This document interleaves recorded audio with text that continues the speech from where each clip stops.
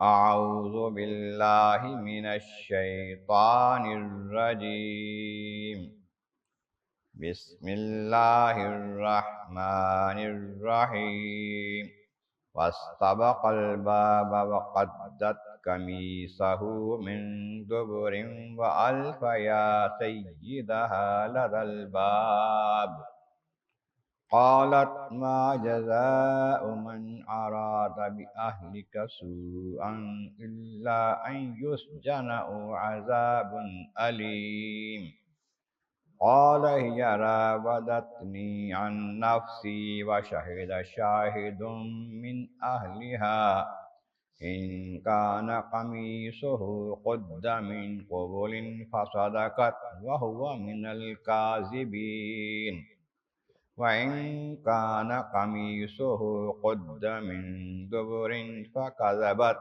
وَهُوَ مِنَ الصَّادِقِينَ صدق اللہ العظیم۔ حمد و ثناء رب کریم اور درود و سلام بر سید خیر الانام کے بعد تو یوسف کی آیت نمبر 25، 26 اور 27 تلاوت کی گئی ہیں۔ 12ویں پارے کے 13ویں رکوع میں ہے۔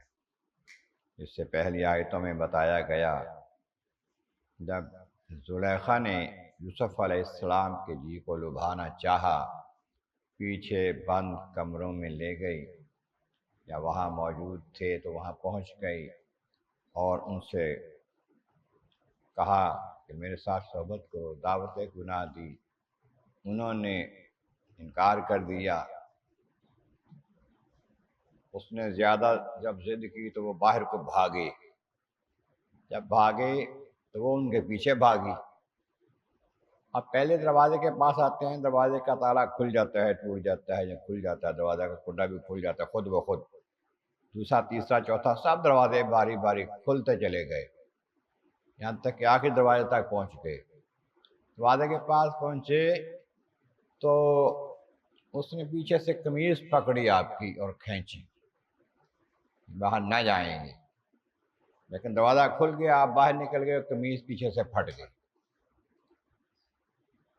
جب یہ دوڑ کے باہر گئے، اللہ تعالیٰ فرماتے ہیں وَاسْتَبَقَ الْبَابَ، جب وہ دونوں دوڑے دروازے کی طرف، قَدَّتْ قَمِيصَهُ مِن دُبُرٍ، تو یوسف علیہ السلام کی قمیض پیچھے سے پھٹ گئی، چر گئی۔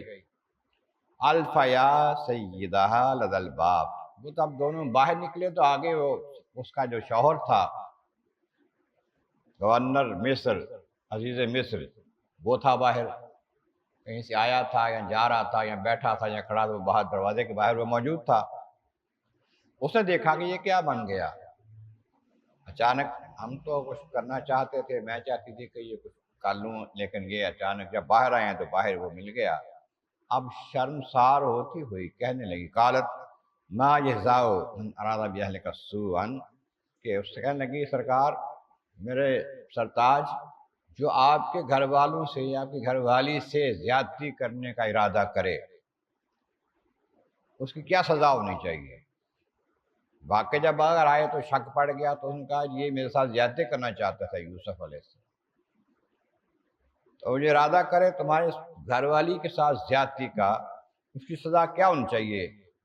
الا یسجن و عذاب الیم، صرف یہ ہے کہ یا تو اس کو جیل میں بھیج دو، قید کر دو، یا اور کچھ سخت سزا، کوڑے وغیرہ مارو اس کو۔ اب وہ یہ نہیں چاہتی تھی کہ اس کو قتل کر دیا جائے کیونکہ وہ تو ان سے محبت کرتی تھی، تو یہ تجویز فوراً پیش کر دی کہ اس کو نہ قید کر دو یا اس کو سزا دو۔ لیکن یوسف علیہ السلام میں جب الزام لگا اور سامنے آ گیا، بادشاہ کے گورنر کے سامنے بات آ گئی، اپنا بچاؤ کرنا تھا۔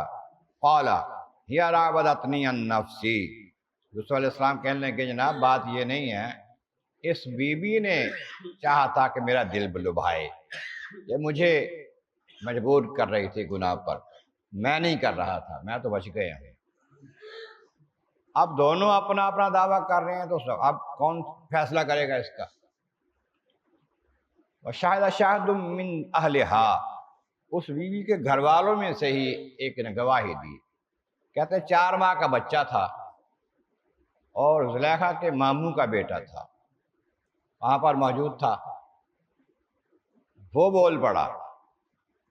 روایت میں یہ بھی آتا ہے کہ رسول اللہ علیہ وسلم نے اس بچے کی طرف اشارہ کیا اور عزیز مصر سے کہا اس سے پوچھ لو ذرا۔ بچہ بول پڑا بغیر پوچھے ہی، کہنے لگا ان کان قمیصہ قد من قبل فصدقت، اگر قمیص یوسف علیہ السلام آگے سے پھٹی ہے تو بی بی سچی ہے۔ وہو من الکاذبین، اور یوسف علیہ السلام غلط کہتے ہیں۔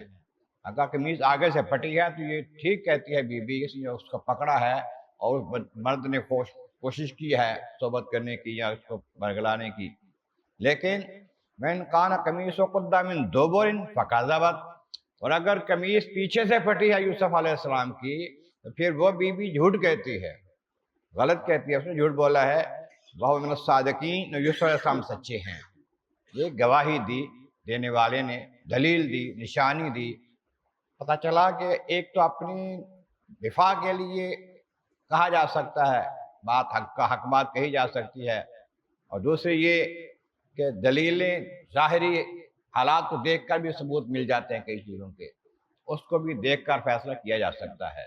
اس کے بعد کیا ہوا قمیص کے بارے میں اور ان کے بارے میں اگلی آیت میں انشاءاللہ تعالی آئے گا۔